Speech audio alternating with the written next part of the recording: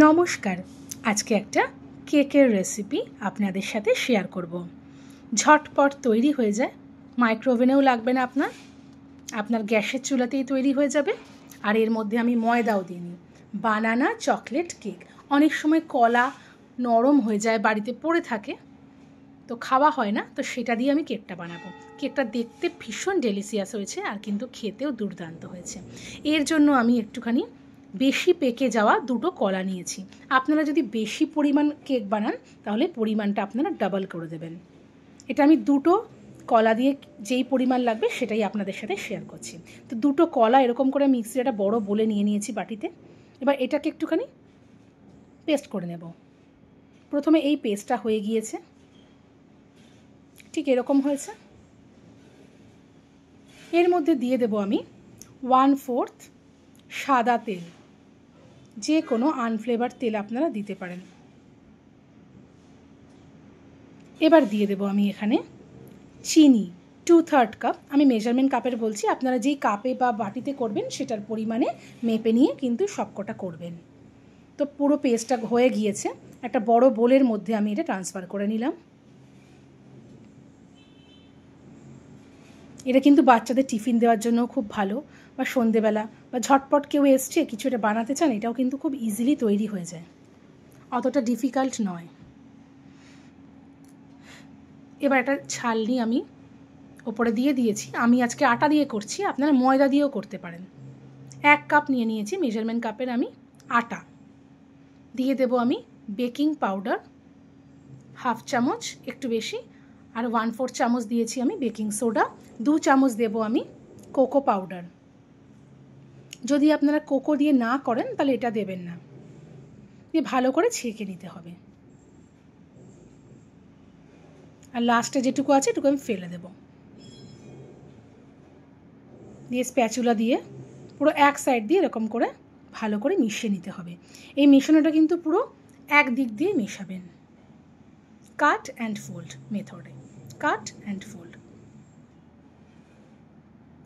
আচ্ছা বলে নিই, আমি এখানে একটু মিল্ক পাউডার দিয়ে দিলাম 1 চামচ ভরে। কেকটা কিন্তু খুব টেস্টি হবে তাহলে খেতে। মিল্ক পাউডারটা আর ছাঁকার দরকার নেই, মানে ছেনে নেওয়ার দরকার নেই। দিয়ে ভালো মতন এটাকে মিশিয়ে নিতে হবে। ঠিক যেরকমভাবে মেশাচ্ছি ঠিক এরকমভাবে করলেই হবে। এবার দিয়ে দেবো আমি ভ্যানিলা এসেন্স। আপনারা চকলেট এসেন্সও দিতে পারেন, আমি ভ্যানিলা এসেন্সই দিচ্ছি। এটা 1 চামচ দিলাম। তার সাথেই দিয়ে দেবো আমি ভিনিগার। এটাও আমি 1 চামচ দিলাম, যেই পরিমাণ আমি ভ্যানিলা এসেন্স দিলাম।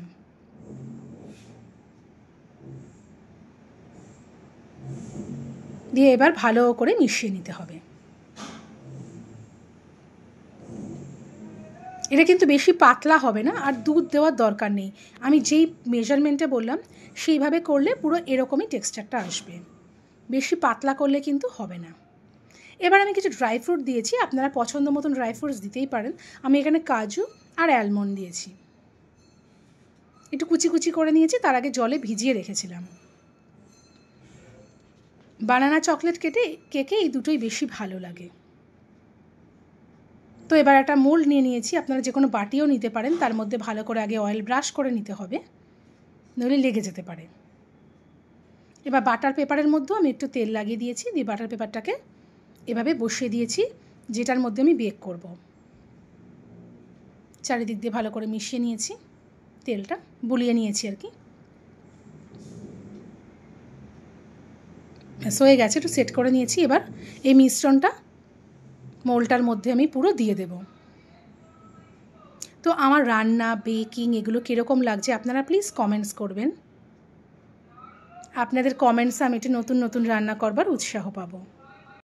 মোল্ডটার মধ্যে ভালো করে লেবেল করে দিতে হবে, নইলে একদিক উঠে যাবে একদিক নিচু নেমে যাবে, ঠিকভাবে হবে না। তো ঠিক যেমনভাবে করছি এরকম করে সেট করে নিতে হবে। একদম দোকানের মতন খেতে হয়, বাচ্চারা কিন্তু এটা খেতে ভীষণ পছন্দ করে। আর কিছুটা আমি উঠিয়ে রেখেছিলাম, পরে আমি গার্নিশিংয়ে দেবো, তো সেই জন্য অ্যালমন্ড আর কাজু এইগুলো এখন আবার আমি ওপর দিয়ে দিচ্ছি, যেটা ওপরেই থাকবে। একটু ট্যাপ করে নেব। এবার এদিকে বড় একটা ডেকচি আগের থেকেই বসিয়ে দিয়েছিলাম, 10 মিনিট মতন প্রিহিট হয়ে গিয়েছে, মাঝারি আঁচে।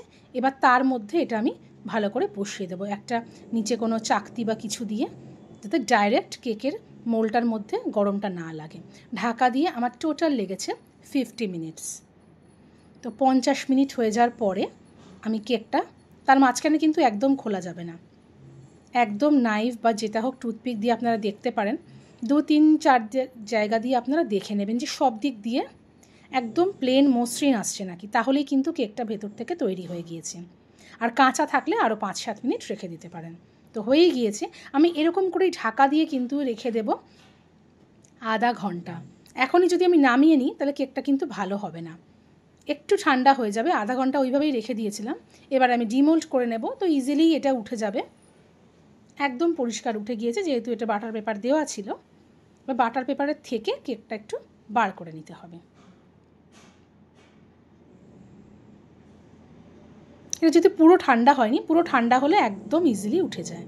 আমি আধা ঘন্টা মতন রেখে দিয়েছিলাম, ব্যাস এবার এই ইজিলি উঠেই গেল কেকটা। তো ব্যাস, দেখতে কি লোভনীয় হয়েছে না? খেতে কিন্তু দুর্দান্ত হয়েছিল, আর বাচ্চারা এটা বেশ পছন্দ করে।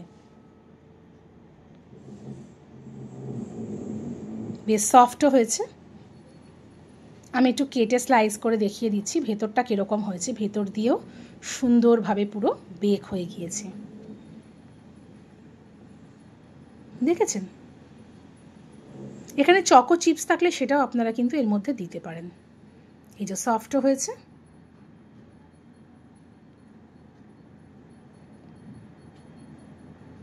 ব্যাস তৈরি হয়ে গেল আমার বানানা চকোলেট কেক। আমার রান্না ভালো লেগে থাকলে প্লিজ লাইক, কমেন্ট, শেয়ার করে দেবেন। পেজটাকে প্লিজ ফলো করে দেবেন। যদি আপনারা ইউটিউব থেকে দেখে থাকেন চ্যানেলটাকে সাবস্ক্রাইব করে দেবেন। আরও বিভিন্ন রকম রেসিপির জন্য আমার ইউটিউব চ্যানেল এবং ফেসবুক পেজে প্লিজ নজর রাখুন, তাতে কিন্তু অনেক রকমের রান্না আছে।